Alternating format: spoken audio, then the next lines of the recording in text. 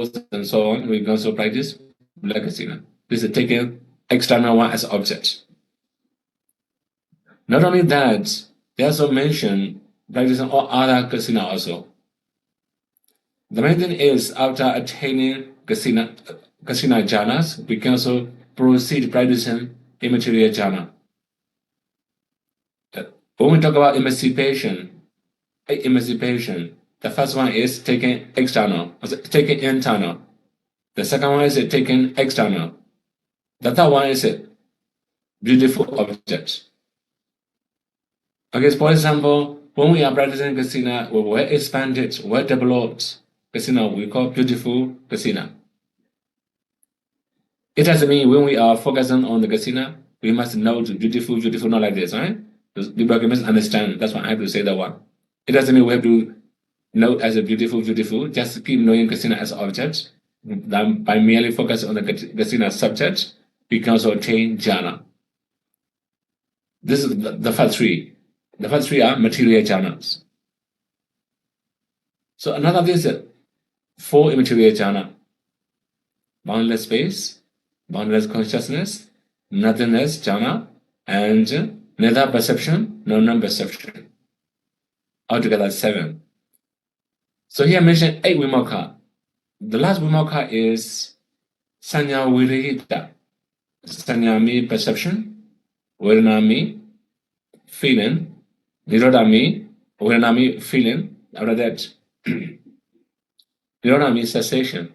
Cessations of perception and feeling. That means nirodha samapatti.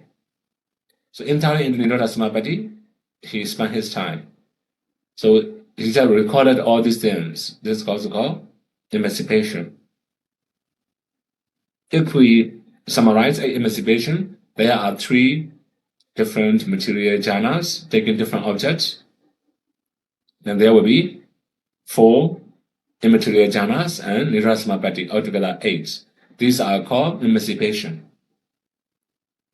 So relation on absorption and emancipations, we can also develop the enlightenment factor of concentration. So we can also understand that we have to go very far. It should be more than that, more than now also, right? Now 11, DHAMMA, the inclination towards the development of enlightenment factor of concentration. So in this case, willingness or supreme desire to attain jhana anytime, anywhere. In this case, we can also understand willingness to develop in any posture, in any conditions. If we have willingness, if we are our mind inclined to improve enlightenment factor of concentration, then we can improve it. So this DHAMMA can be found in every single enlightenment factors we have already learned before. Okay, again now. How we can find in the Pali Canon, Vijayakam, Vijakuslehi, Dhammehi, Savitakan, Savitan, Vivekajam, Vidisukam, Patamanjana, Ubasamaja, Viharati. This is the Pali words. We can find the same Pali formula in every single teaching of first jhana. Now, similarly, we can also find many other teaching in the second jhana, third jhana, fourth jhana. It will be too long. That's why I don't list out here. That means being free from sensual pleasure. So attaining jhana, one's mind is free from defilements, the kilesa kama. Another thing is sensual pleasure, vatu kama. That means defilements that make sensual pleasure cannot arise at the moment of jhana attainment.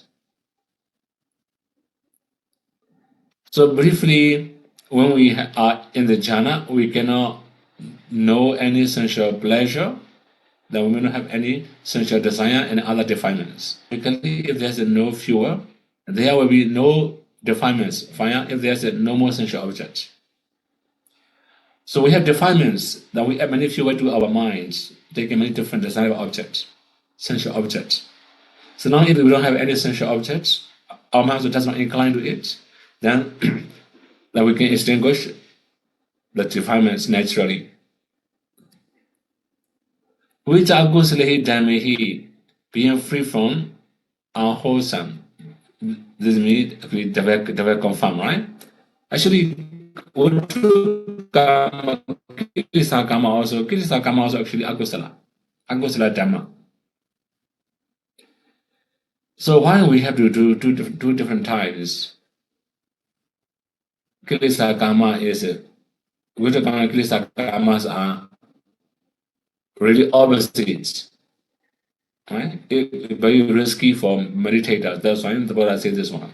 Also say all other Kusala Dhamma, not only Karma, this is the most dangerous one. That's why the Buddha says separately. We also have to be free from all other Akusala Dhamma, unwholesome Dhammas. So these two are called Pahananga of Jhana, abandoned Jhana fetters. We can also say Vikambana. By the power of Jhana, we can subside all the types of defilements. The rest of jhanas, the rest of fetters are called Sampayoganga. For example, Savitakan, Savicharan, Vivekachan, Piti Sukhan.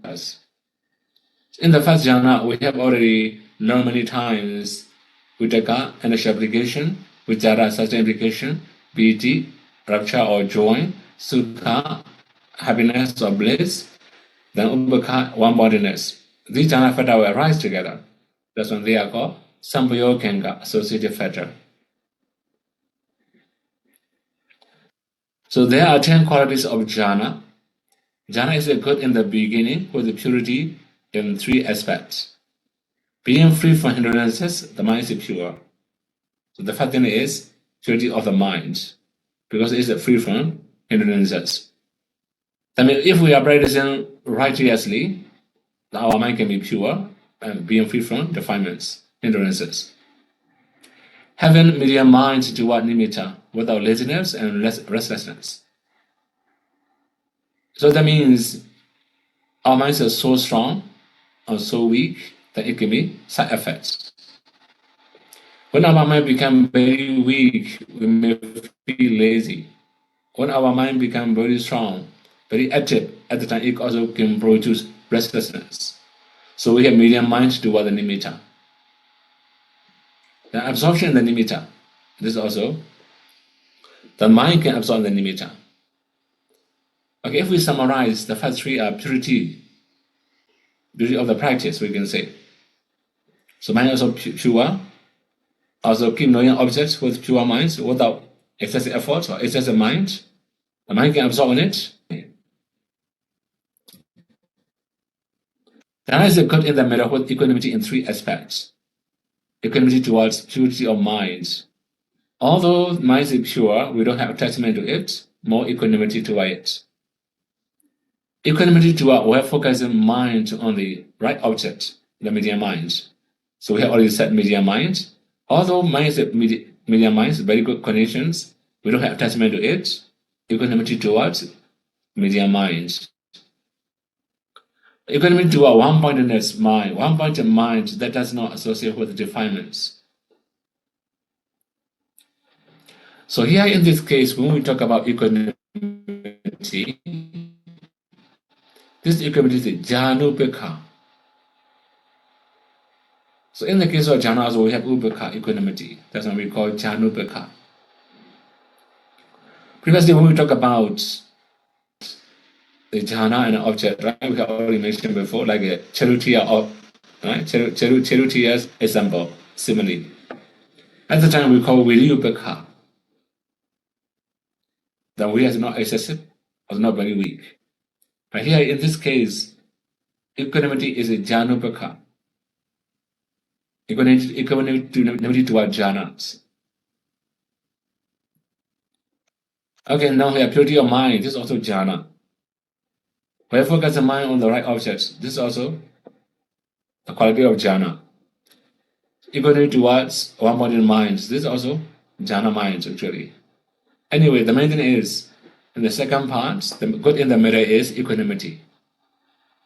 When we have all this equanimity, that means our jhana is qualified enough. Then jhana is good in the end with the joy in 4 aspects. Joy due to balancing jhana dhammas.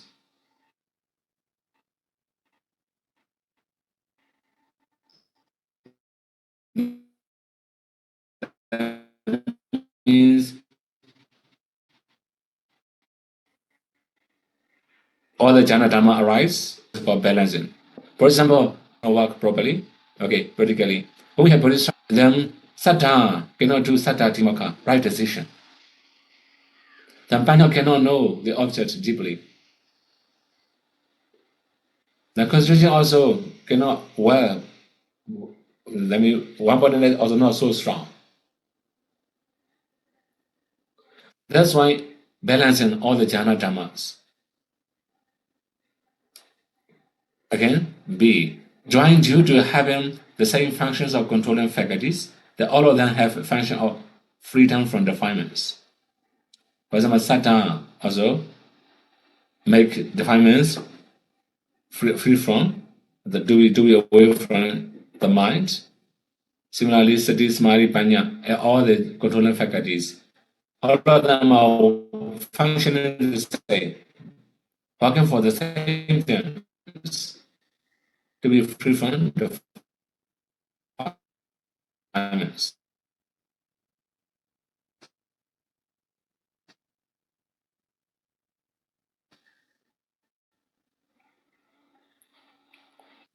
Then join due to balancing efforts for those controlling faculties. Effort is also one of the factors. It's also important.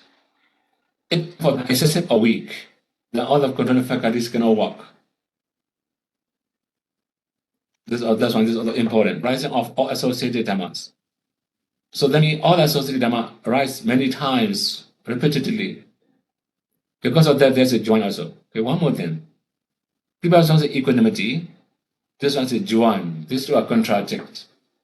How to understand? So although we have a join, it doesn't mean our mind follow the join. Right? That means we have equanimity to our join also. Because previous one mentioned only one body mind, right? Keep knowing one thing. So here join means, for example, we have sukha among the jhana factors. When sukha arises, because of all these things, sukha arises. There's a jhanupeka, although we have very strong bliss, very strong happiness, very strong joy, our mind will not follow the joy. Just keep knowing the nimitta continuously. These are called 10 jhanas quality. Okay, today, we have to continue talking about the enlightenment factor of equanimity.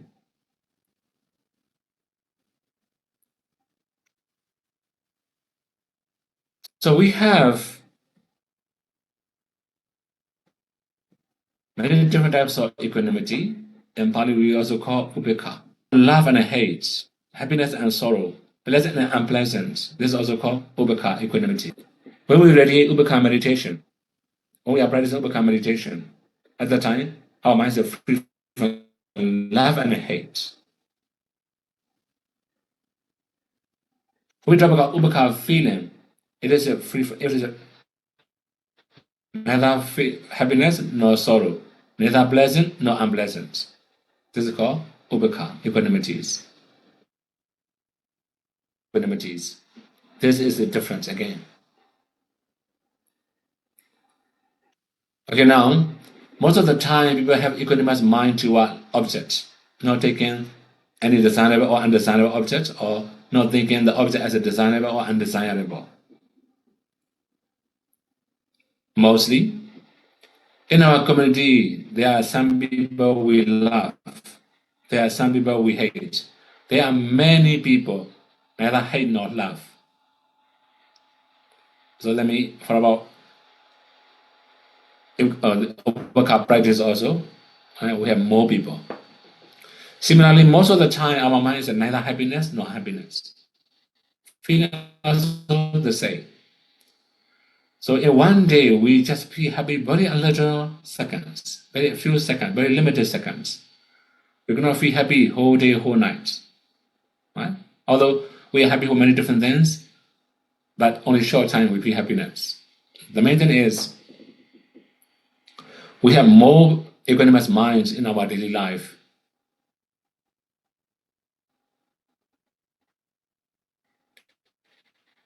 Similarly, we have very limited desirable things, very limited undesirable things also. There are many, it's a more number, bigger number.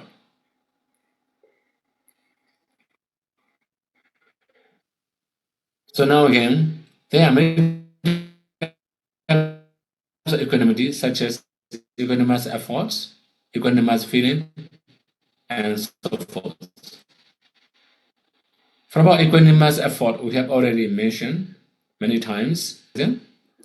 As long as you can know breathing, don't put any extra efforts. Just keep doing it naturally. Let me maintain efforts.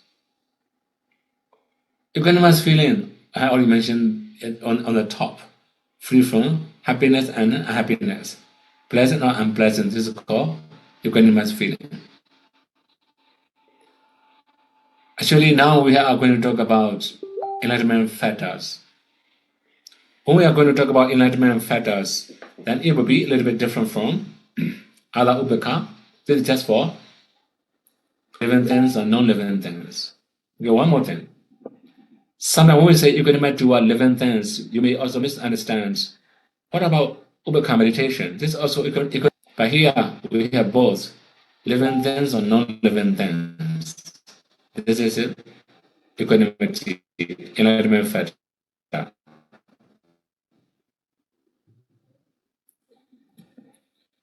Okay, now one. So there are five things lead to the rising of enlightenment factor of equanimity. Saddha Majata Da. Equanimity towards beings. Having karma ownership, knowledge, and understanding ultimate truth. And so on, as if we have perception of living things, living beings, and we cannot have equanimity when we have thoroughly discerned ultimate reality, aggregate basis, elements, we can have equanimity toward living.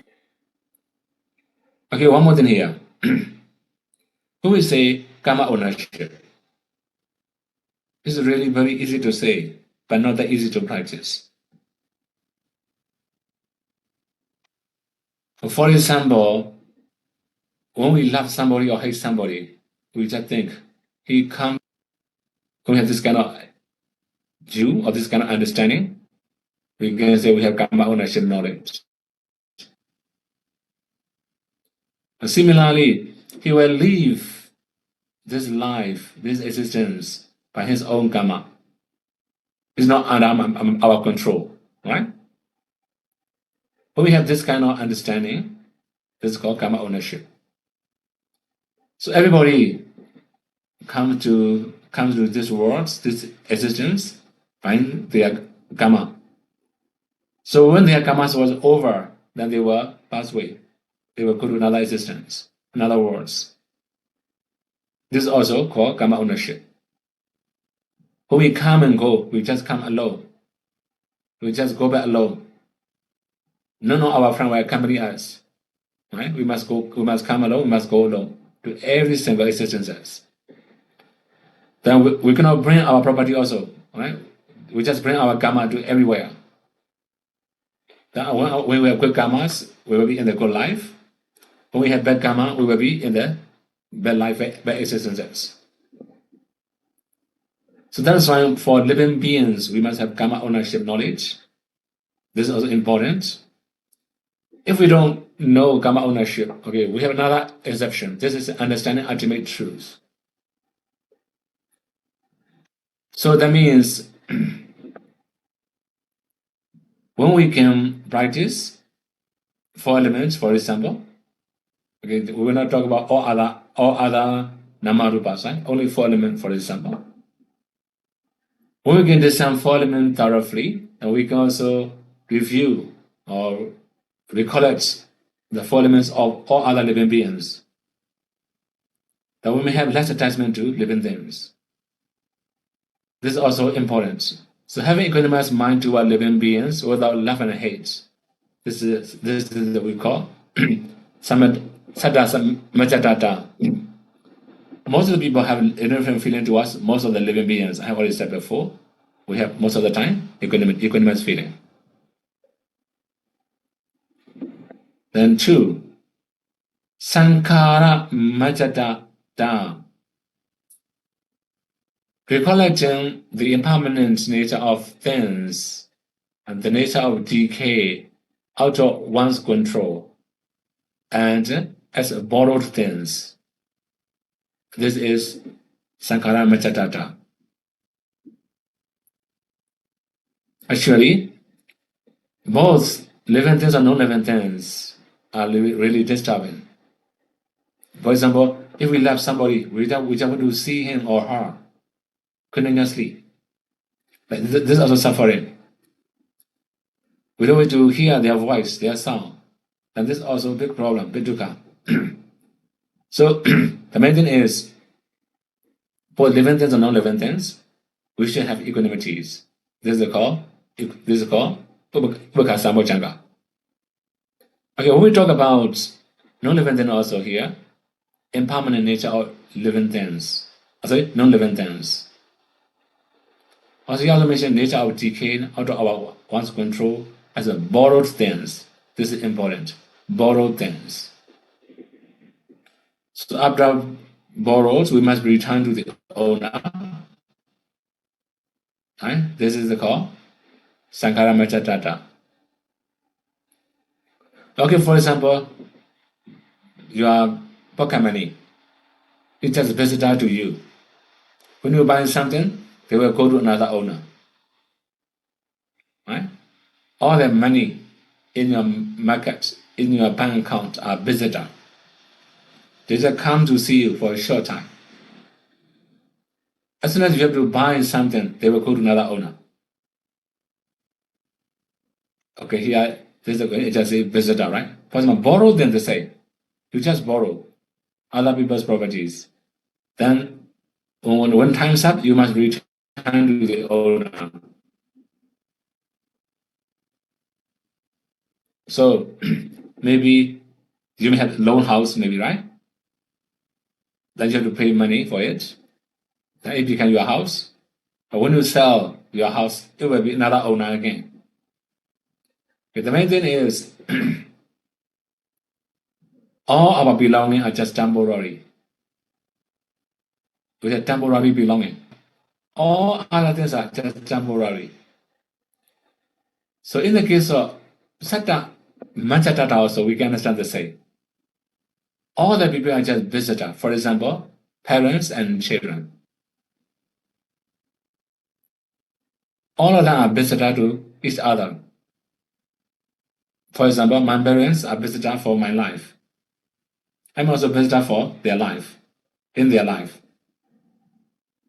So that means, if we understand we all are visitors, we all are just temporary, then we may have less attachment to living things or non-living things. And we can also develop the enlightenment factor of equanimity. So actually, there are many ways to have equanimities. For example, for arhats, we also the Pali word QUÄC. QUÄC means we have 6 objects. So for eyes, we have visible objects. For ear, we have. Then for tongue, taste. For the body, touch or tangible. For the mind, they are mind objects. So when arhats experience all these 6 objects, they can change their perception easily. For example, the designer objects can be a designer object for them. They can change easily. By practicing asana meditation for living things, for meditation to non-living things, it will be easier to change their minds. Similarly, if we practice the same, like arhats, whenever we see living things, we just think about reverse stimulus meditation, or think about anicca dukkha anatta. We may have less attachment to living beings. Similarly, for non-living things, we just think about 4 elements. Then it will be easier for us to overcome attachment to it. when we have more equanimity toward it, then we can also develop the enlightenment factor of equanimity.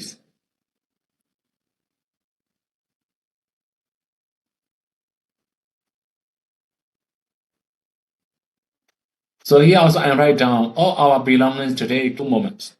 So you may have many clothes compared to me, and you may have more clothes, more dress, because you have to go to many different ceremony, many different meeting. Then you have to dress very well. That's why you may have many different dress compared to a bhikkhu, right? Then all the things are just temporarily. For example, today you can go to, you will use your way here and there sometimes. After a few months, it will be a little bit spoiled. Then a few years later, no more, rubbish. So it depends on the property we use. Some of the property we can use whole life. Some property we just use short time. Even our furniture, right? I have seen many furniture in the rubbish, especially in US, right?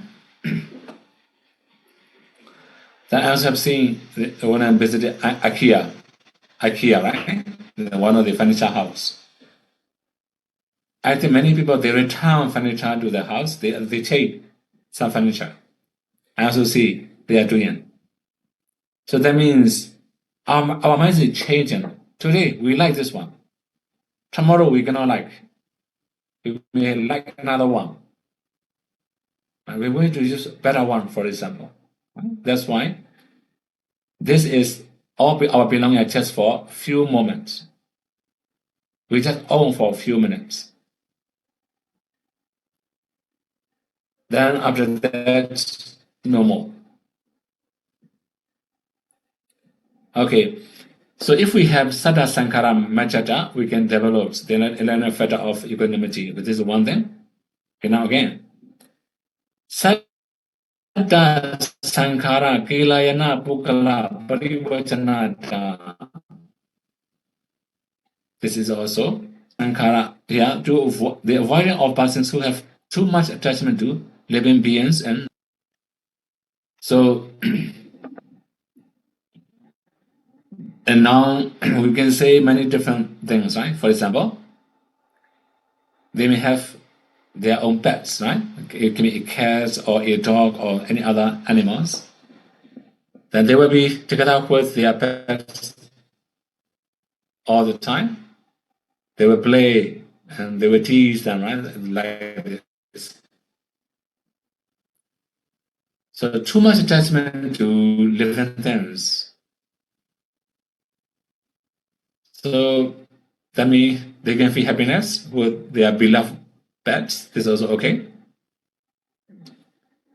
But if we emulate the way they practice, we may have strong attachment to living things. So whenever, okay, I will say one thing from Metta Sutta, right? Kulisava Nanu Kito, the Pali word. You may know this one, right? Kulisava Nanu Kito, right? So Kulesu Ananu Kito. No attachment to family. This is the statement in Metta Sutta. Also one of the quality. Why a bhikkhu must not have attachment? There's one statement. Saha Soki, Saha Nandi in commentary.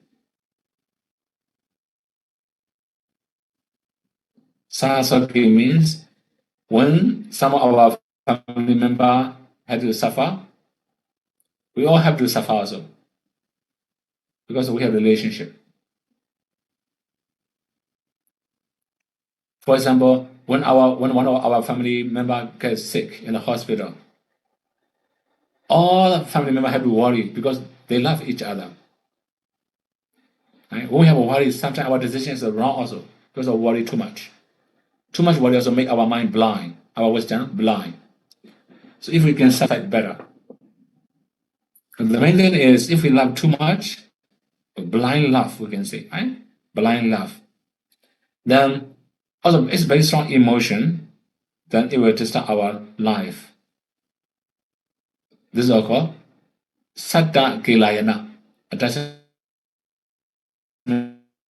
to living beings too much. Sananti means well happy. So that is why we must not have attachment to living things. Some of the happiness are not really useful for practice, just for enjoyment. Then similarly, sankhara kelayana, attachment to non-living things. Also the same, we have many other suffering for our beloved properties, right? Our favorite property, we can say. Okay, for example, he also mentioned, to avoid one who cannot stand without seeing his beloved. It also does not allow others to touch their belongings. This also can be considered satta sankara kelayana. There are some people, they don't touch their property, they get angry easily. And this is also one of the sankhara kelayana, attachment to non-living things. So, okay, here also we have one mention to avoid who cannot allow their disciples to do this and also that for sangha due to attachments. Okay, for example, I will give my own example, right? I have many disciples, for example. I love one of the disciples too much. Then we was going to do some duty for sangha. I said, no, don't do that. We're very tired for you. Right? You can imagine how miserable life is. Right? So he was to do cleaning in the Sangika Kuti, Sangika toilet, or Sangika washroom, or maybe bathroom, or anything. I said, no, don't do it.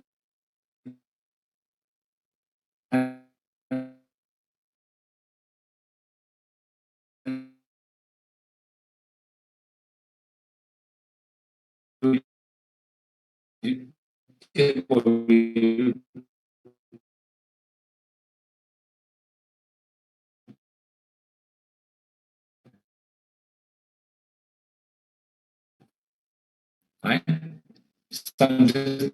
Something just comfort to you. That's why I will not allow him to do this kind of thing. Kelayana. How my student do even very small things that are, right? Let me this is also called Sankhara Kelayana. Then again, we have Satta Sankhara Majjata Pugala Sevanata. Okay, here. Satta Sankhara Majjata.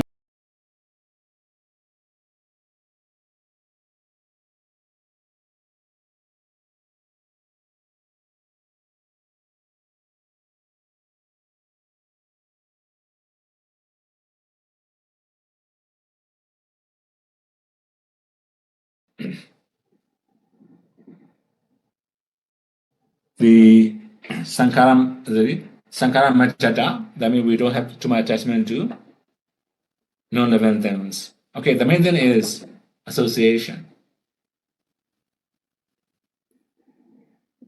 So if they don't have very much attachment to their family, we have to emulate the way they practice. For example, in Paudoya, there are many meditations once a week sometimes. Sometimes some of them meditate, they just contact once a month. There are some meditators, they will contact their family once a year. Only, for example, like for Chinese New Year, they may contact their family. Then for other countries also, in their own New Year, they may contact their family. A special day, then they may contact their family. So once a year for some meditators. So there are many meditators. They have to contact their family every day. You can imagine. Satta, Kilayana, not Satta Majata. Right? So then we can also check their conversation. Their conversation is a very important conversation, right? That means that they just say only important things. They don't say many minor things. Maybe they may ask after their parents or their relatives. That's all, not more than that. After that, they can cut all the conversation and meditate. Mostly, family. When all our conditions are really very good, they don't need to contact you. When they have some problem, they will contact you, right? This is the nature of people. That's why when we have Satta Kelayana and also Sankara Kelayana, then it's very clear. We must not associate. Here we have Satta Machata, Sankara Machata. Equanimity towards living things and non-living things. This is really very important. So if we associate or communicate with them, then we can also follow their footsteps, the way they practice. It will be easier for us to maintain our improvement. Otherwise, we cannot maintain our meditation. Okay, now 5. Tadadimudada, the inclination for development of enlightenment factors of equanimity. Okay, we can find this statement in every single enlightenment factors, and it will be the same. For example, in every single posture, in anywhere, anytime, when your mind inclined to develop the enlightenment factor of equanimity, or when you are willing to develop the enlightenment factor of equanimity, this is called Tadadimudada. Altogether, we have 5 things that lead to the enlightenment factor of equanimity. So we can also follow it, right? But this is not easy for beginners, I also understand, but some of the parts will be useful for beginners. Okay, here I should also continue a story of a young monk. So he is a nephew of an era who lived in Koranda village, monastery, left for Rohana for learning Buddhist texts. His mother and his mother, the sister of Era, asked after her son quite often. So the Era promised that he would come back to the village together with her son after the Vasa and left the village. Okay, now the young man thought to himself, I have been here many years. I should know how my mother is. And then he left Rohana. Actually, he harmed his parents is actually, right? Not only mother. So actually, we can say the uncle and nephew. Uncles come back to monastery from the village. Then the nephew come from the monastery to the village on the way. They met on the way. The Era recommended the young monks to go and see his mother because his mother asked him to bring her son back. Then the bhikkhu also go to see his parents. But his parents offered a dwelling for young monks, but they did not know that he was their son. They cannot recognize. A long time already they left. Maybe more than decades, maybe, right? Then they cannot recognize their son. Then the young monks did not introduce himself to his parents, although he had to receive the foods from his parents and get DHAMMA every day. Actually, he was supported by his parents. So living there for 3 months of regular retreats and saying goodbye to his parents, he left the village and came back to Rohana, go back to previous monastery. So that means 3 months he lived together with his parents. He did not introduce that he was their son. Also, he also gave DHAMMA every day. He also accepted food every day from his parents. You can imagine how strong. Then Kuliswa Nanugito, no attachment to family. We cannot know how is his meditation condition because it just mentioned his lifestyle here. Okay, now the era coming to the village. So after his uncle come back to the village. Then the nephew go back to the monastery. They met on the way again. The young monks reported all the matters in the rain retreats in the village to the elder and then left. So that means he just explained all the things he was doing in the village. For example, he accept food from his parents, give Dhamma talk every day. This is what he was doing in the village. 3 vasa. Sorry, and 3 months in the vasa. So when the uncle, that means the eras, the senior bhikkhu, met his younger sister, then when seeing the era coming along, thinking that her son passed away, his sister me, the era sister, right? The uncle sister, lamented at the foot of the era. The era explained that her son had been in the Karnataka for 3 months, accepted food from them, given Dhamma talk every day.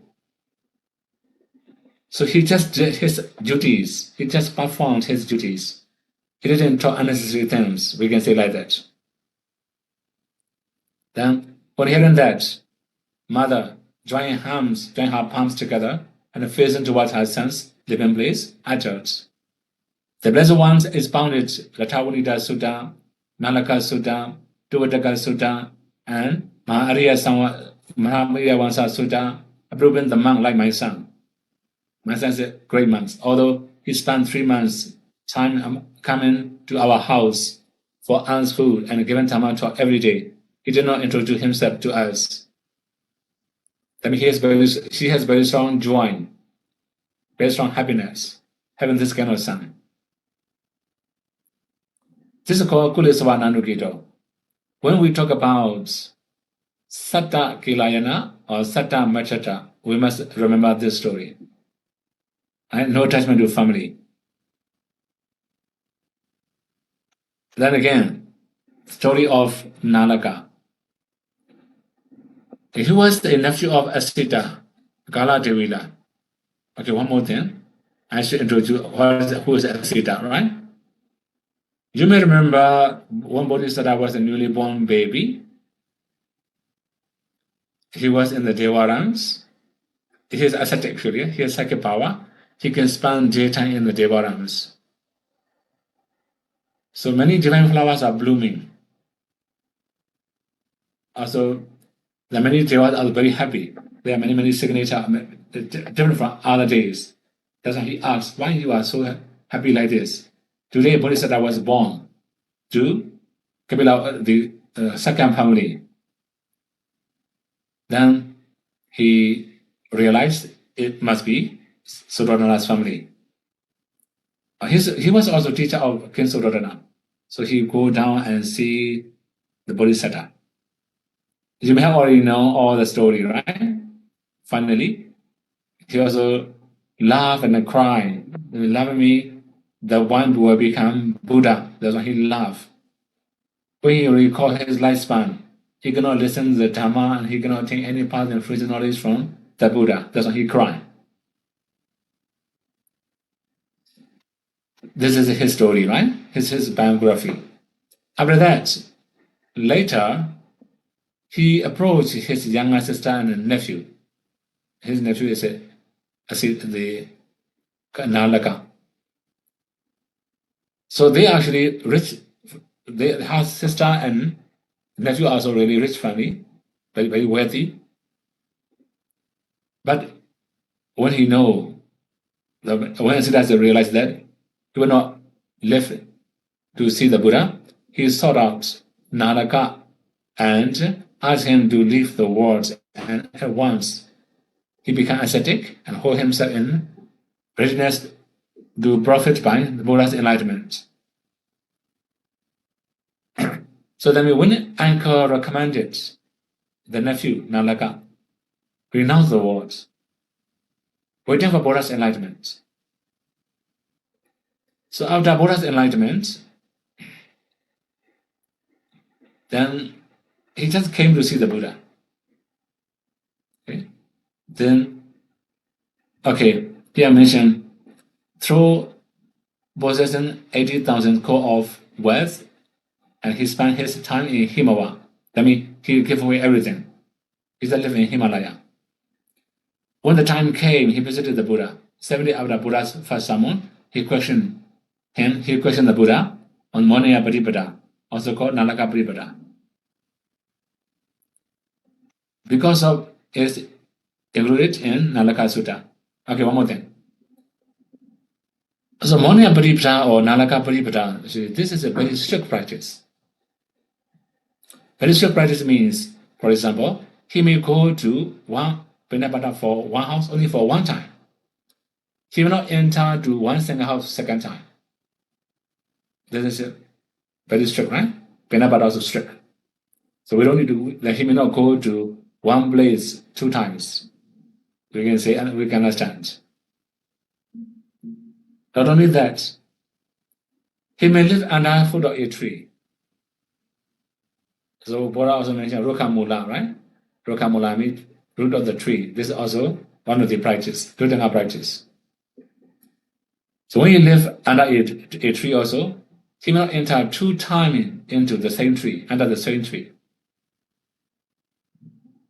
So only one time in one tree. After that, he may not come back to that tree anymore. So one thing is, right? Many actually, right? Okay, here we should say, Nalaka retired once more in Himalaya, and they are attaining headship. So after questioning about Nalaka Paripada to the Buddha, Buddha also explained he practiced well, then he attained headship in Himalaya. So he spent 7 months leaning against on the golden rock, practicing Paripada in the highest form, that is the highest practice. Then after 7 months, he passed away. So after his death, the Buddha, with his monks, visited the scenes of the death, cremated his remains, and had his jizya built over it. This is about Nalaka. Okay, the main thing is in the Nalaka Paripada, he does not have any attachment to any family. He lives freely. He will not follow anybody. He just lives alone all the time. So, okay, you can imagine it's not that easy, right? If we don't enter one single house 2 times, it will be very messy in modern society. Not that easy to survive. If we don't live, if we don't spend if we don't enter the same tree 2 times, also not that easy to live in modern society. So you must be in the very deep forest, right? So that means within 1 year, you must change more than 300 trees. Sometimes you must live in the open space. So it depends on the condition you have. Okay, the main thing is they have less attachment to living things or non-living things. Satta, Sankara, Machata, Pukala. So if we can associate with that kind of people, then we may have less attachment to family also. Less attachment to living things, less attachment to non-living things. Actually, attachment makes us heavier. When we have less attachment, our mind is a little bit lighter. Then it will be easier for us to improve. Also, it's also important for us to have all this kind of quality, right? That means Satta, Sankara, Machata. Attachment, that means equanimity towards living things, equanimity towards non-living things. If we have all these things, we can develop the enlightenment factor of equanimity. It's also not for beginner. And when hearing that, you may understand it's not easy for you, right? That means it's not easy for beginners, but for those who practice ďāMMA, or for those who have already trained very long times in early life, so they can do all the things, they may have That's attachment to family, that attachment to non-living things. Okay, so maybe wait for tomorrow, right? So today we have already finished all the 7 enlightenment factors, and we also have already explained how to develop. So there are different grouping, the first 3 and the second 3. So mindfulness is always necessary. If we can develop the enlightenment factors timely, then we can also make our mind active. We can also subside our minds, our defilements. Then we can also improve our meditation. So as we have mentioned in the very beginning, we can also defeat Mara's armies. Okay, here we can say we can also defeat the defilements. Then, if we can defeat the defilements, or if we can eradicate the defilements, we can also attain headship, right? So the main thing is, when we can attain headship, we don't have any defilements anymore, then we are successful in developing Vajrayana. So the main thing is, when we say we have already completed developing Vajrayana or practicing 3 trainings, that means we attain headship.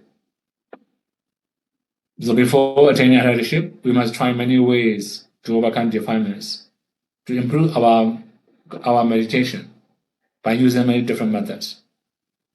So as you have already learned, controlling faculties, balancing controlling faculties, also developing enlightenment factors, all the things are really useful for our improvements. That's why the Buddha recommended his disciples to do. Okay? May you all be able to practice the 3 trainings, and may you all be able to realize final cessation and not suffering.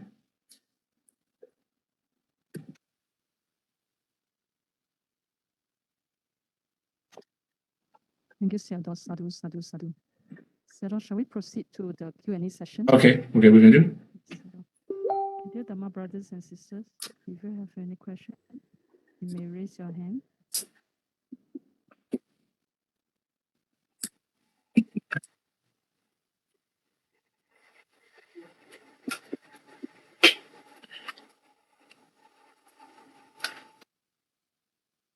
Any questions from all?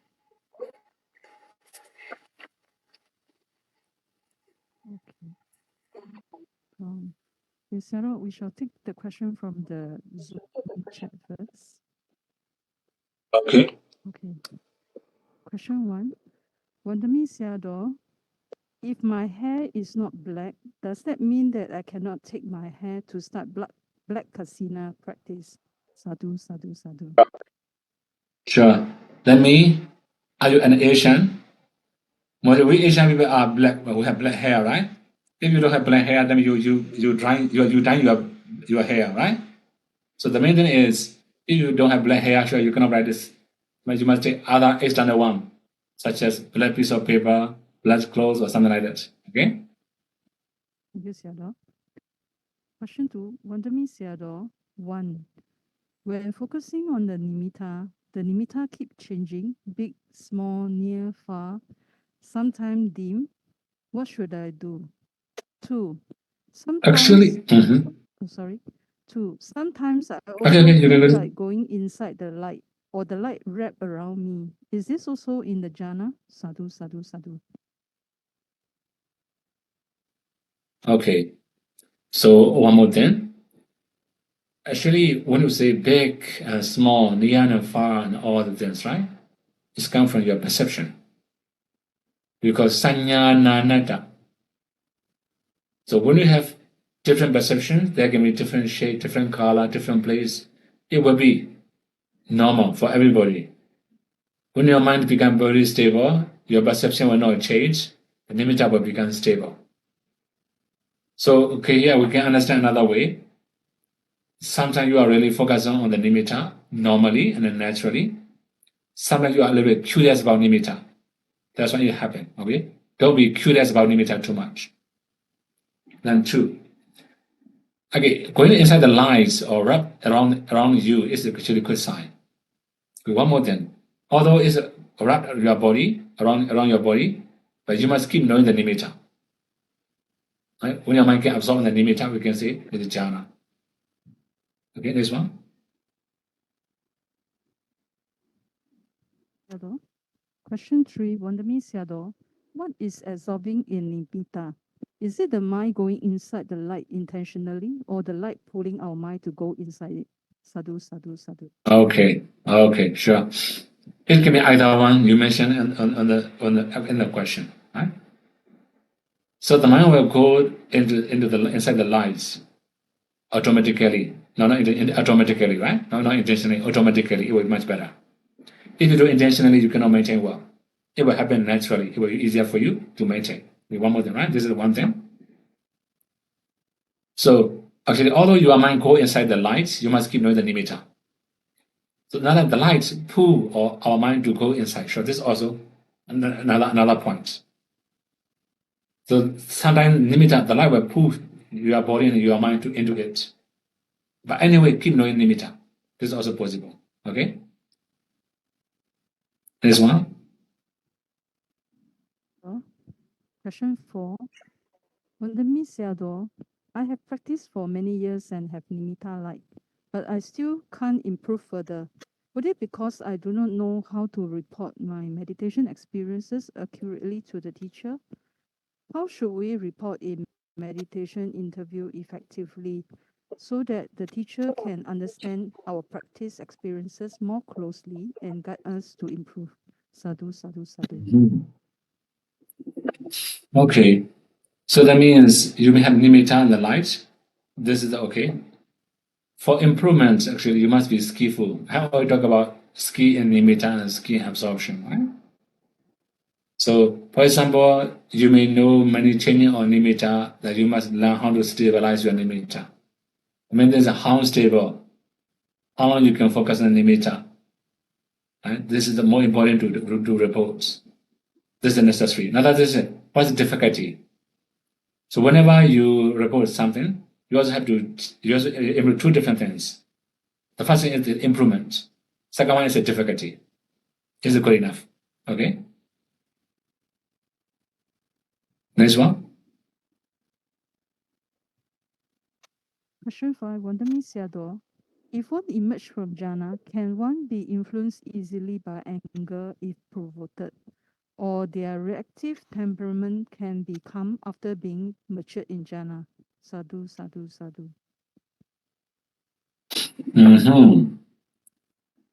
Actually, if the temperaments or habits is a little difficult to change. One more thing. When you get angry, you will get lost. You will lose jhana frequently. Right? This kind of thing is not really very good thing to do. So the main thing is temperament, right? Is it not very easy to change? If you can change your temperament, it will be better. Otherwise, then it will be very risky for you. Sometimes you can be in the jhana, sometimes you get lost everything. It can happen like this.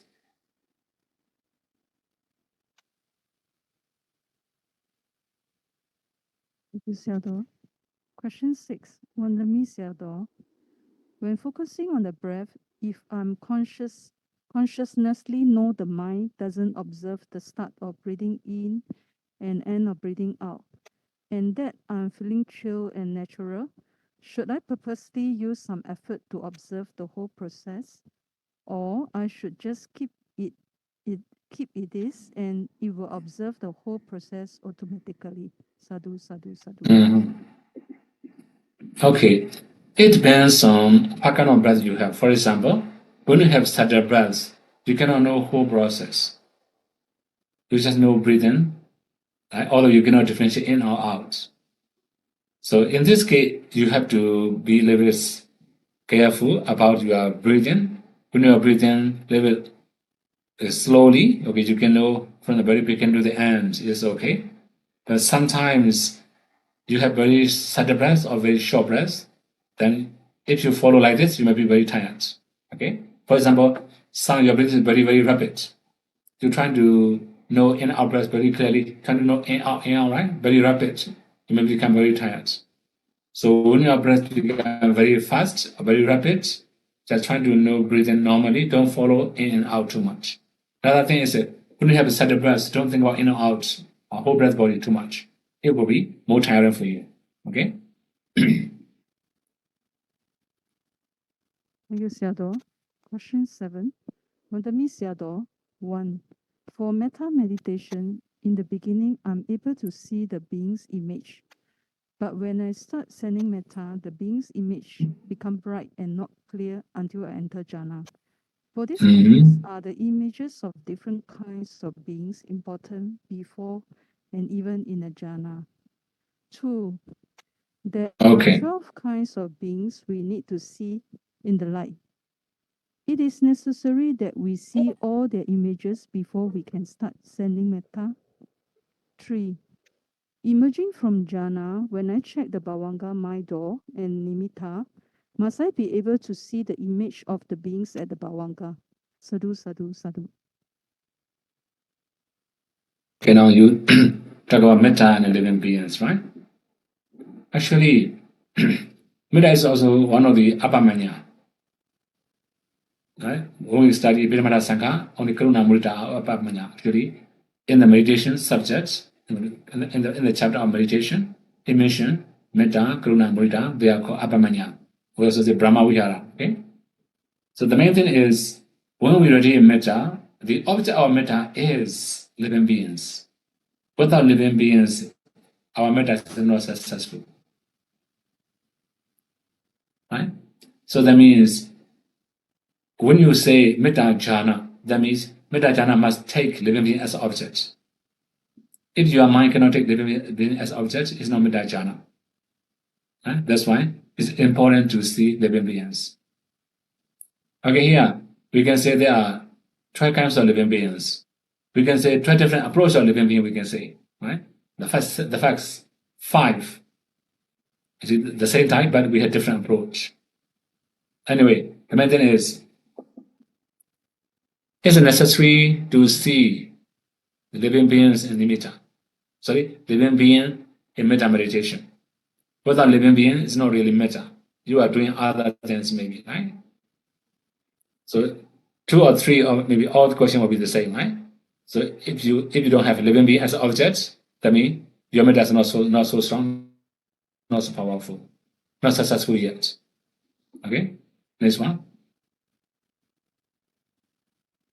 Thank you, Sayadaw. Question 8. Wandami Sayadaw, comparing the rebirth linking consciousness of 34 mental formation with piti versus 31 mental formation with upekha, which one is better? What are the difference between the above 2 types of beings, rebirth with piti and upekha? Sadhu, sadhu, sadhu. Okay, according to DHAMMA, when our rebirth linking consciousness associated with piti, we are easy to be happy. Right? This is also possible. Similarly, when our rebirth linking consciousness is upekha, we may have more upekha in our life. Okay, we can say like this. So it will affect our life also, we can say. For other things, we cannot say which one is better, right? Because this one cannot make the people difference. Only knowledge associate and dissociate will make people difference. For example, one more thing. When you are doing dharma, you may feel happy. So this one is a little bit easier for you. Later you can recall, you can rejoice over your merit. Jagano sati, right? So it depends on what kind of karma you accumulated. There can be difference. Okay?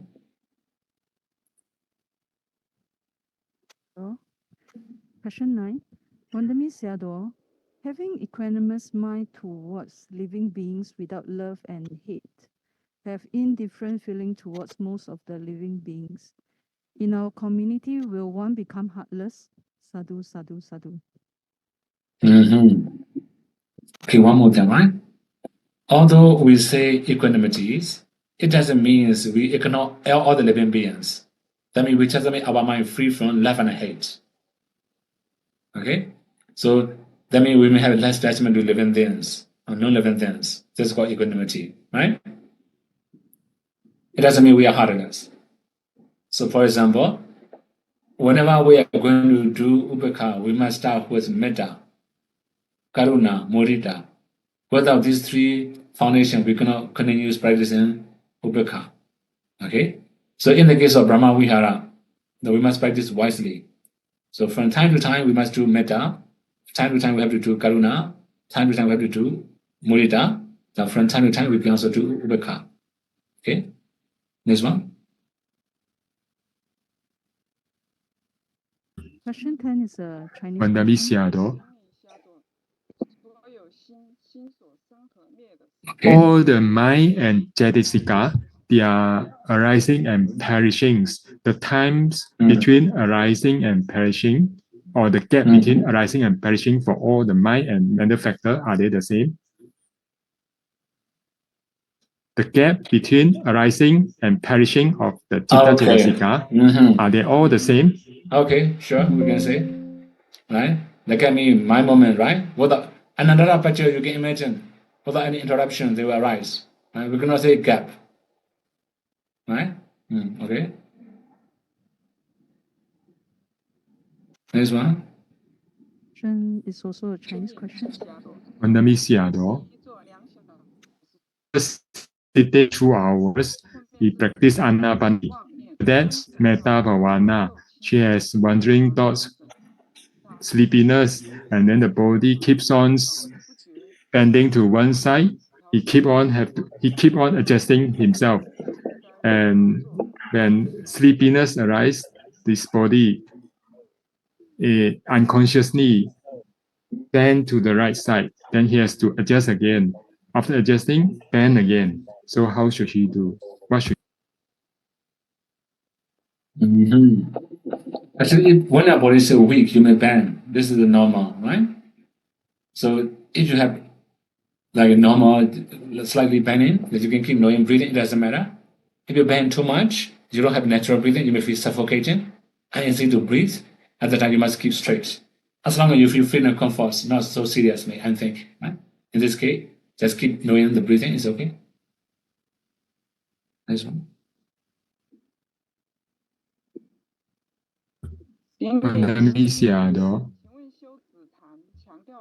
May I ask, during the samatha practice, one must emphasize on the balancing of the 5 faculty, but didn't mention the balancing of 7 bojjhanga. But in the practice of vipassana, one have to balance the 5 faculties, but not emphasize the balancing of 7 bojjhanga. Why is that so? Maybe it's a misunderstanding, right? In the case of samatha or vipassana, we can balance both controlling faculties and the enlightenment factors, develop enlightenment factors. Actually, when we talk about concentration, samayi, pakananada, niganada, we have mentioned, right? So that means sometimes when mind is lazy, we can do other recollections. For example, Dhammavicaya, Viriya, Piti. When our mind is a little bit weak, also unwilling to meditate or down, right? And then we can do this one, Dhammavicaya, Piti, and Viriya. So sometimes we have too much active minds. It also can cause restlessness. We can also develop Pasati, Samadhi, and Upekha Sambhojjhanga. So actually I already explained that one. The main thing is, in Samatha Vipassana, we can develop the enlightenment factors, we can also balance controlling faculties. Okay?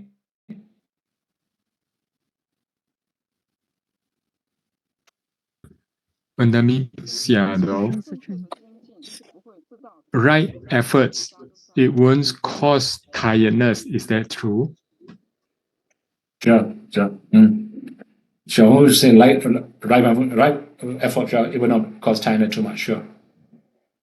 This one?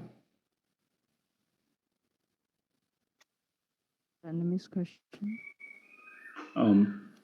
Vietnamese at all. So I have a question. If during your meditation I have thinamita, sleepiness, so can I take some coffee or tea to in order to overcome the sleepiness at all? Actually, if it can happen, not really very good, right? If you can do everything naturally, it will be easier. You should be set dependent also, right? Don't depend on coffee or any other external help too much.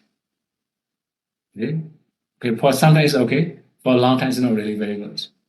Okay, next one.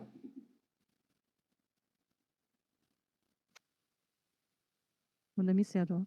May I ask, what is the reason that one needs to practice metta, karuna, mudita before doing upekkha? Does that mean that one needs to have 3 types of mind first before they become upekkha towards beings? Sadhu, sadhu, sadhu. Okay. So one more thing, Ubekha jhana is a 4th jhana.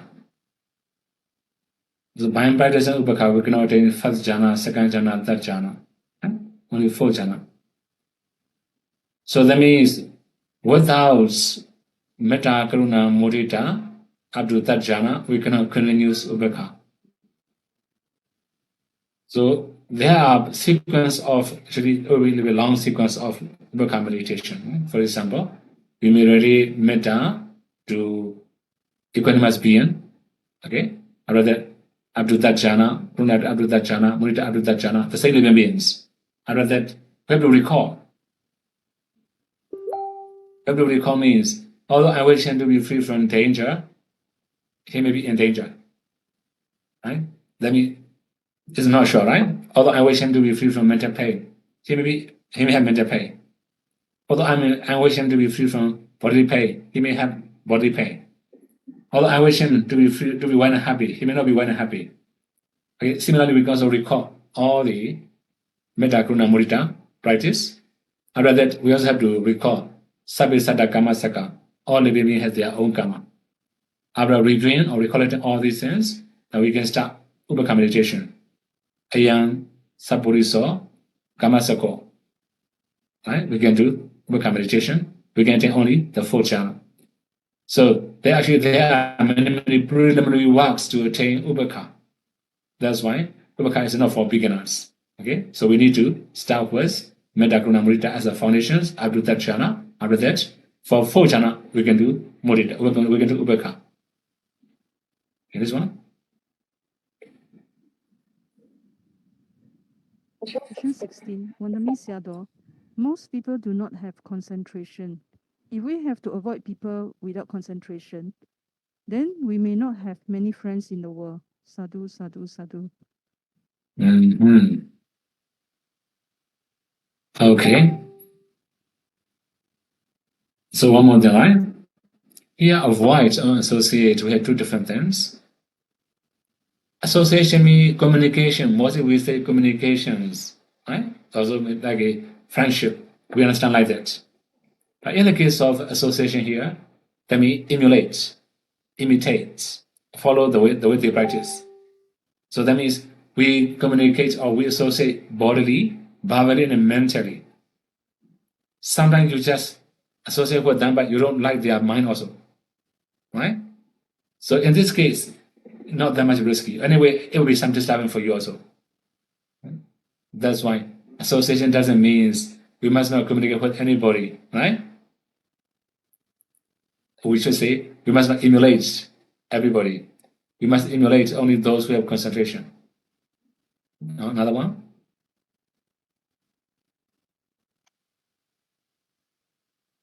Question 7. Please Sayadaw advise how to overcome this case. In daily life, people practice meditation, metta meditation or another object. The people still have mana and akusala mind. What's wrong with meditation? Sarah, thank you very much. Sadhu, sadhu. Nothing wrong with meditation, it's wrong with their minds, right? Meditation is a meditation, so their daily life is daily life. For example, when you are focused on the breathing, you are meditating. When you are working in the kitchen, this is your daily life, right? So in the daily life, okay, one more thing. If we train our minds, sure, we may have less mana, less akusala. If we don't train our minds, the more akusala, right? It depends on how you train. So this is their personal, not meditation. Okay? So for example, with some people, they just find faults of meditation. You know? Also his meditation that was really, right? After that, he neglected this one, he neglected this one, he neglected this one. He did that, many finding faults of meditation. You may have already known, right? Don't practice samatha, you will go crazy, for example. That kind of things, right? Anyway, the main thing is that meditation is a meditation. That means it depends on how people practice, how people accept in their daily life. There will be different effects. For example, if we do metta whole day, whole night, our mind will be flexible, not that much anger. Right? So for about humble, like for about mana and other things, there will be many other practice. It make our mind humble. It will make ourselves humble. Okay? So this is the personality, not meditation. Okay? Next one. Thank you, Sayadaw. Next one. Question 18. Wandami Sayadaw. I'm always sleepy during meditation. Could Sayadaw explain all the ways to overcome sleepiness? Sadhu, sadhu, sadhu. Actually, we can find one sutras to Venerable Mahamoggallana. Venerable Mahamoggallana was drowsy when he was meditating, and the Buddha taught him to overcome drowsiness. The first one is changing perception. So you can change your perception. Okay, now for your understanding in Anapanasati, if you feel drowsy by focusing on the breathing and breathing out, normally, then you're going to change your perception, whole breath body, from the very beginning to the end. In this way, you can also overcome, right? Another thing is thinking about the text or some Buddhist literature. You may think about one stanza, for example. Okay, we should say, Sabha Pavasa Akarna Kusala Subha Samara Sajida Priyodavana Eda Buddhana Sasana. These are trying to recall the meaning of the stanza, the meaning of very words. In this way, you can also overcome drowsiness. Although you try to recall, you cannot overcome, you can also recite verbally. But in meditation, how you're going to do it, right? When you are meditating alone, you can do chanting, reciting. You can also chant mentally in the very beginning. If you're going to overcome, you can chant verbally, right? Another thing is you can pull your ear, massage your ear, right? Then you can also overcome drowsiness. Then another thing is washing your face. This is very simple already, I don't need to explain. Another one is walking meditation.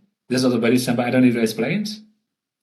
Then the last one is a little bit difficult for beginners. Think about the lights. Let me practice in light Kasina. We got Aloka Sanya, the light Kasina. In the case of Venerable Mahamoggallana, he has attained second power. He has already achieved many jhanas, so it's easier for him to practice like Kasina. Right? In this way, we can overcome drowsiness. Next one.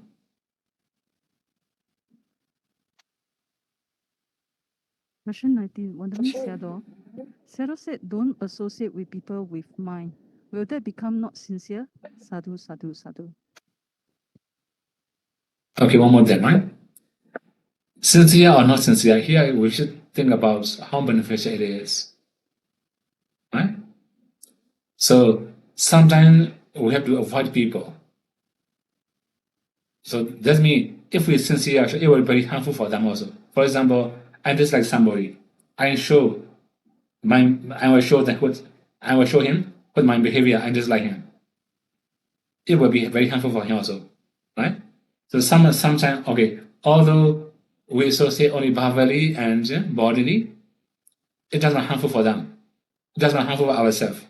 One theory. Right? If we sincere, for example, I dislike, I will show my dislike. It will be harmful for both parties. Right? So, okay, in this case, sincere or not sincere, we have to think about beneficial and unbeneficial. It will be more important in the community. Next one. Question 20. Wandami Sayadaw. Many practice vipassana, but in daily life they don't have vipassana behavior, like switching off TV. What is the reason here?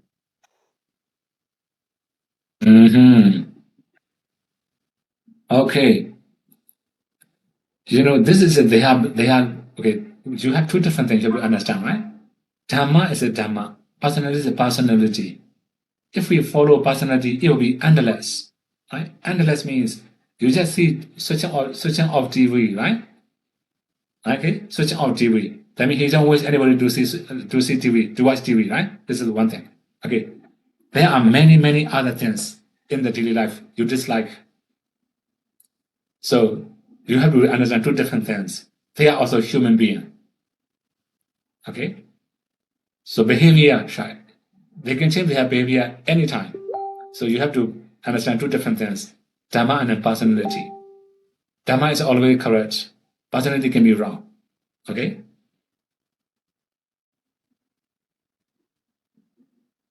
Thank you, Sayadaw. Question 21. Wandami Sayadaw, I'm practicing 4 elements. How can I continue after retreat without teacher's guidance? Sadhu, sadhu, sadhu. Actually, if you have already learned 4 elements from the teacher, or the 12 characteristics, then you also know how to balance characteristics. As none of that is excessive, it doesn't matter. So you can continue practicing. Then if you can improve maybe something or will encounter difficulty, teacher will be around you, right? Teacher will be in US, right? In this WhatsApp. You can ask teacher, it doesn't matter. Okay? Question 22. Wandami Sayadaw, for meditators who could discern their future to the point of complete cessation of nama rupa, can they contemplate on that for practice of recollection of peace? Sadhu, sadhu, sadhu. Sure, they can do. They can do recollection of peace. Recalling all these experiences, sure. Is it possible? Next one. The next question is a Chinese question. Wandami Sayadaw, I practice 8 precepts at home, but when I go out to look for a job, he will consider he himself is for observing the 8 precepts. Then very few people can observe properly, but I can observe. So this conceit might arise. How to overcome it? Okay. So that means morality is not for mana, right? You have already know. Actually, one more thing. You have already know it's a wrong things. That means it's easy for you to change. When you think that you are higher, you can recall many people are higher than you. Okay? So that means there are many people, they can practice better than you. Trying to recall their ability, how they are doing. It will be easier for you to be humble. Right? Whenever you have mana, you must try to be humble. Recollecting many high quality, high people, high ranking people. Right? This one. Sayadaw, we don't have any more questions from the chat. Mm-hmm. One more question. Sayadaw, why? One more question here. Yeah, in the chat. Sayadaw, why I felt pain in chest and back while anapanasati? How to overcome, Sayadaw? That means, okay, if you feel pain in your chest, that means you have to control your breathing. Be careful. If you control breathing unknowingly, then you may feel a lot of chest pain and suffocation. This is normal. Another thing, sometimes you control unknowingly or carelessly. That means sometimes you have very subtle breaths that you try to maintain subtle breaths, but you unknowingly control subtle breaths. At the time, you may feel suffocating or chest pain. Okay, so you have to check what happened to you. The main thing is controlling, unknowingly controlling, or unnatural breathing. It can happen. Okay.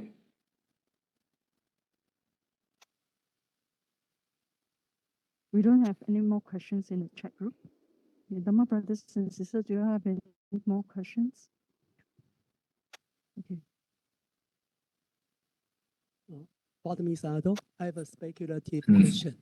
From Jhana to the first fruition, from the first fruition to the second fruition, from the second fruition to the third fruition, and from the third fruition to the fourth fruition.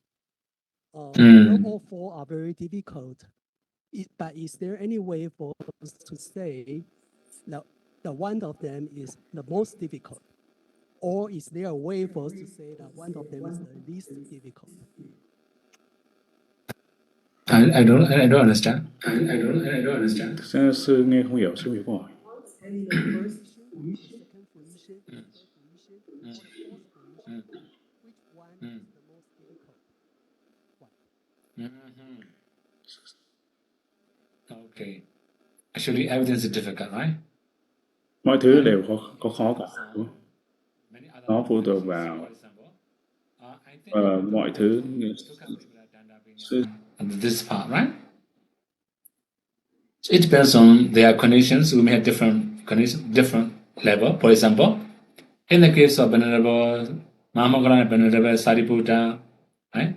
Well, the first part, Sotapatti Magga, is very easy for them. After listening short discourse, they can take easily.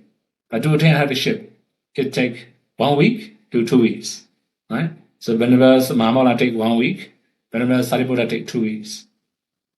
So it depends on how they practice. We cannot say, right, difficult or easy. But one more thing here. When we have like some impurity, impediments, obstacles, also unskill, then it will be longer. If we become skillful, it will be faster. Okay. So we cannot say which one is easier or difficult, right? So already finished? Already answered? Okay, next one. No more questions. Any more questions from Dhamma friends here? Yes, Sayadaw, we don't have any more questions. Okay. Proceed to close the session today. Okay, so we can close. Okay. Yes, Sayadaw, thank you very much for your valuable teachings today. And thank you, our interpreter Bantes, for the translation. May we invite Sayadaw to lead us in making aspiration and sharing our merits. Sadhu, Okay. sadhu, sadhu. Idavada ja'amehi sambadam punya sambadam sabbe devanumodandu sabbe buddhanumodandu sabbe sattanumodandu Sata anumodantu. sabba sambati siriyam Sambari siddhiya. Idavada idhamme nyatinam hotu Menyatinam hotu. sukhita hondu nyatayo Sukita hontu nitayo. Idhamme nyatinam hotu Menyatinam hotu.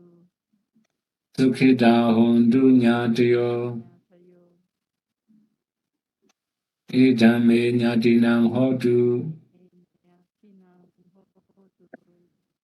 sukhita hondu nyatayo Hontu nitayo. Idhamme punyam Dame punyam. asawakaya Savakaya.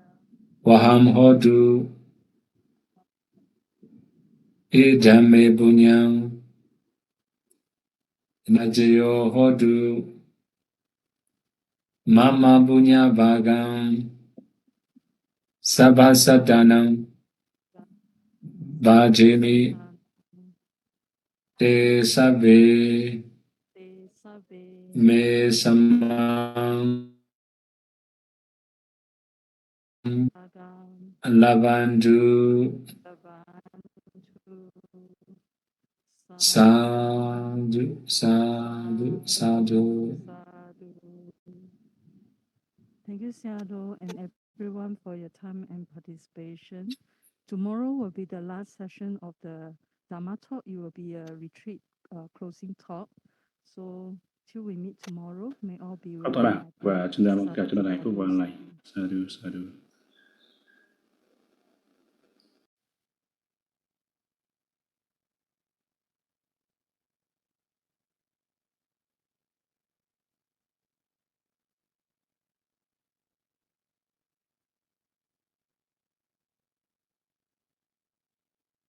Dear Dhamma brothers and sisters, could you all just stay back for about 5 minutes? We'll just go through the schedule for tomorrow closing, tomorrow and Friday.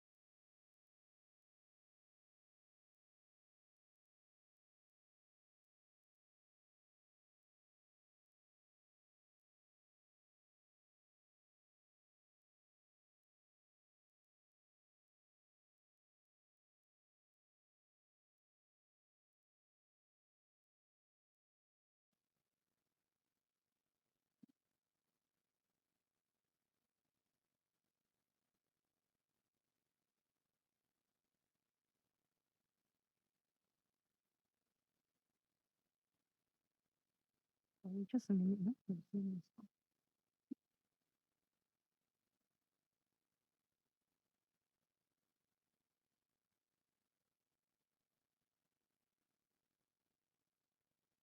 Something wrong with the Zoom.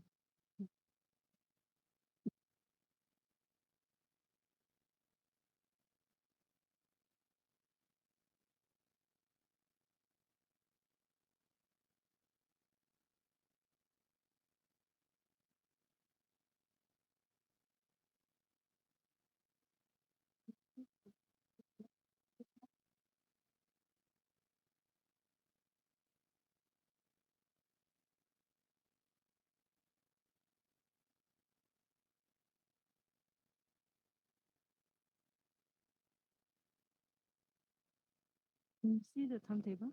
It's clear? Okay.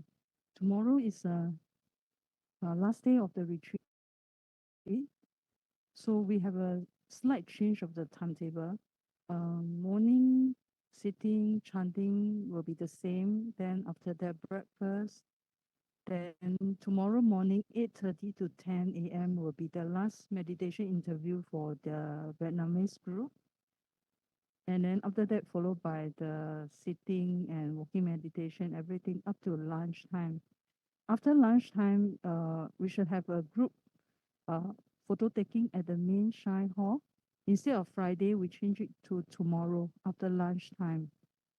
OK， 明天的那个时间表，大致上早上都是一样，然后8点半到10点是越南煮的小餐，最后一次小餐，然后跟着就一样打坐到午餐，然后午餐过后呢，请大家在那个我们的那个大堂那边诵经的地方，大家在那边集合。我们12点半到1点，我们在那里拍一个合照。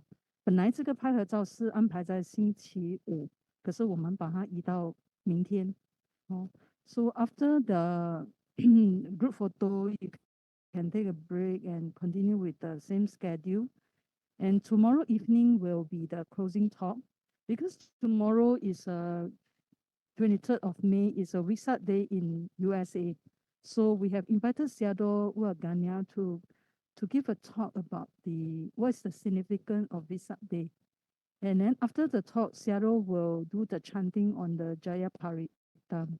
So tomorrow, please everybody bring your chanting book. Do you all have this chanting book, everyone?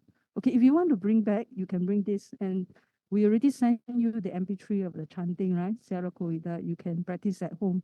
So you can bring this. But tomorrow evening, when you come for the last talk, please bring this book, because we will use, we need to chant a page from here, and also we will prepare another chanting sheet for you. Okay, that will be 7 to 8 p.m. Then after that, 8 to 9, we will have a retreat closing talk by Sayadaw Kovida. OK， 明天的开示是最后一次。那因为明天是在美国是卫赛节，所以我们邀请上师尊者给我们讲解关于卫赛节，关于卫赛节，那是7点到8点，然后8点到9点就是我们邀请国维大尊者做一个结营的开示，然后呢9点过后我们就会让大家做供养。大家之前来的时候都有跟云霞师姐安排那个供养如法字句，所以你们大家都有一张纸，所以你们可以上前来供养。当然我们明天也会安排供养袈裟给Sayadaw，还有供养一些如法的字句给我们的翻译尊者见法尊者。然后供养过后就是我们就是大家一起跟2位Sayadaw还有尊者忏悔。跟Sayadaw忏悔，因为是班队带领，然后最后我们再跟班队忏悔，然后忏悔过后就是滴水回向。滴水回向我们有准备那个矿泉水跟每个人一个塑胶碗。我说Sayadaw他们在送那个回向的时候，我们就倒水，这样子。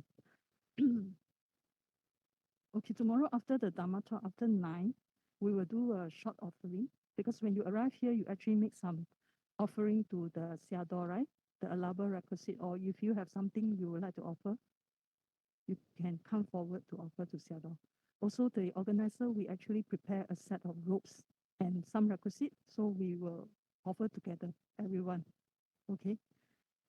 Then after the offering, we will do seek forgiveness from two Sayadaw and also Bante. So for seeking forgiveness from Sayadaw, Bante Dhammadasi will lead us doing the Okasa. So if you don't know how to chant, please bring your chanting book. The last page will be the Okasa chanting. Okasa 我们忏悔，我们会跟这个斯里兰卡的方式，在这本诵经课本的最后一页。说如果我们大家不会，我们就跟着这本书念。然后忏悔过后的 sharing of merits. So we have prepared the mineral water and a bowl for everyone. So when Sayadaw chant the sharing of merits, then we will pour the water. You all know how to do it, right? Okay. Something like this, huh? I just share the picture. Like this. Can you see the picture?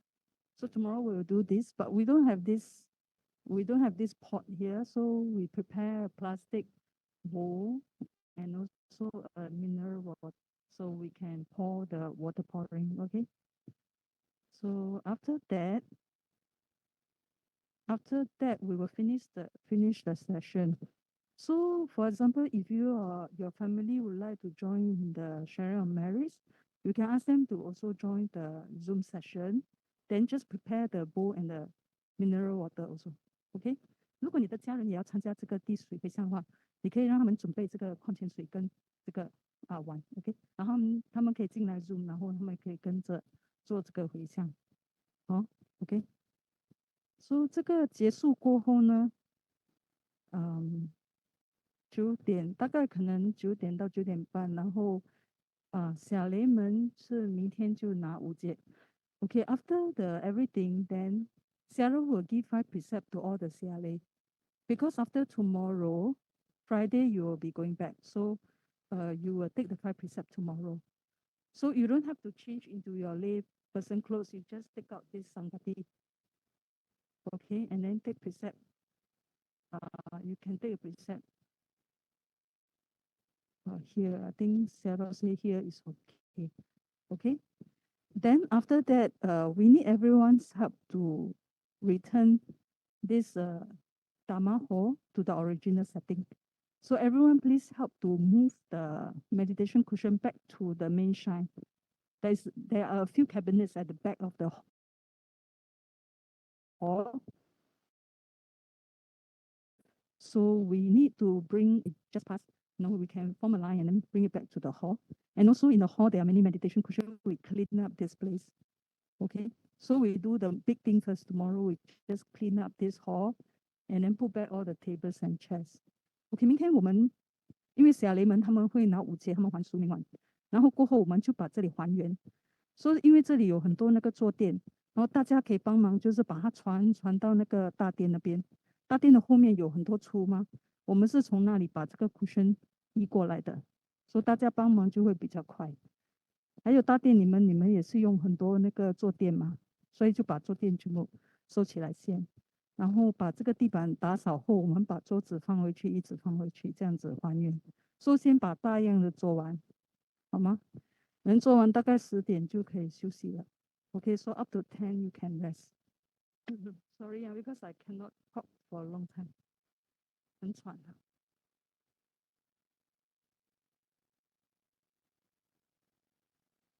Then on Friday,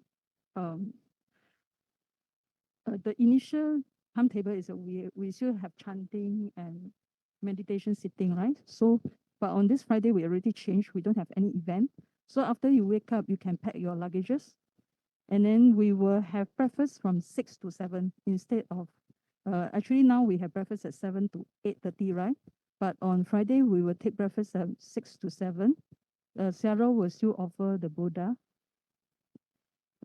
After that, Sayadaw will leave at 7:15. Sayadaw is going for a one-day visit.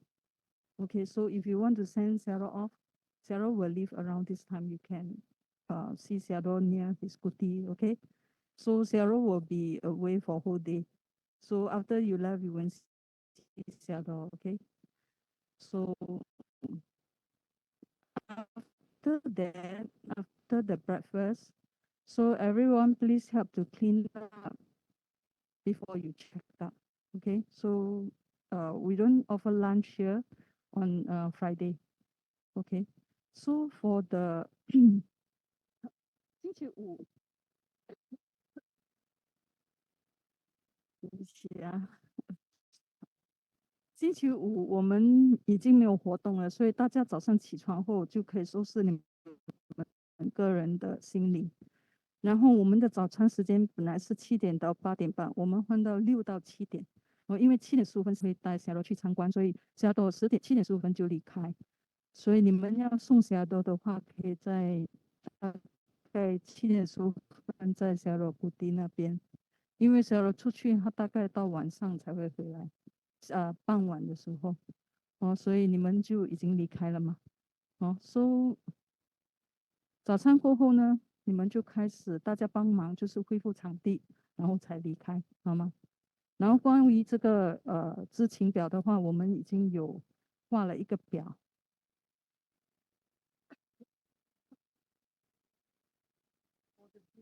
We have a duty roster for the pack up, right? I think Yunxia already show everyone this list or is pasted on the wall already. For the female yogi, the Vietnamese yogi group, so please help to clean up the female dormitory and the bathroom because you're already familiar with this, right? And also please help to clean, sweep and mop the walkway or the male and female side. So this group is a Vietnamese group. Kitchen group, they will clean up the kitchen. And then dining group is Sandy Hay and Sherry, right? So please help to clean up the dining hall. 所以这边有一群越南的女的禅修者，所以他们已经习惯就是打扫那个女众疗房还有浴室，所以星期五他们会帮忙打扫楼上 ，OK？ 还有他们每天都有抹地板跟扫地，所以他们会负责把这边的走廊的地弄干净。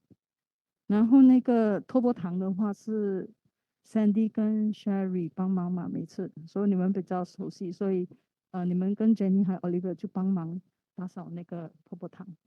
那其余的学员就是男众，我们有8位，但是有3位不在，然后还有11位女众，你们就帮忙。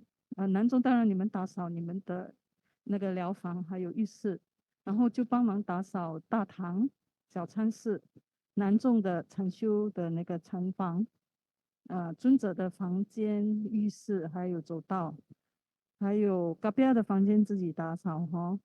然后还有法师他用餐的这个地方，就是帮他把桌子搬回来。然后主地的团队就是帮忙把Sayadaw的那些碗碟再放回原来的地方。之前你们都拿很多碗啊、杯啊、汤匙出来，就把它们放回原来的地方。OK， 放好来。Okay, so mainly the rest of the yogi, that we have 8 males, but 3 will be away because they are bringing Sayadaw out. So the rest of the male and the female, we have 11 female here. So the male, please clean your dormitory and bathroom. Then the whole group, please help to arrange to clean the main shrine hall, the interview room, male interview room, Sayadaw rooms and the walkway.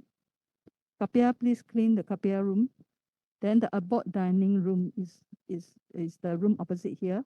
And also Judy's team, please pack Sayadaw's utensils because you all take many bowls and cups from different places. So please put back to the same place. So basically, we just return the whole place. Okay, so 组长们帮忙安排一下工作。Team leader, please help to arrange the work among your team members. Okay， 可以吗 ？OK， 问题？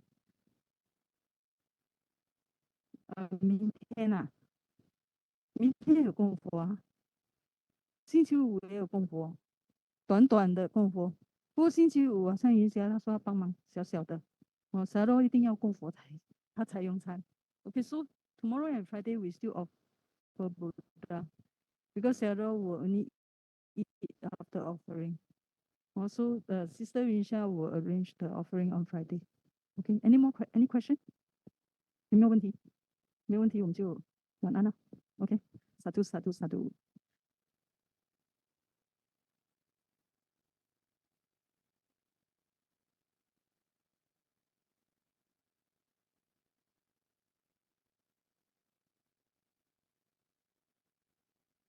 Recording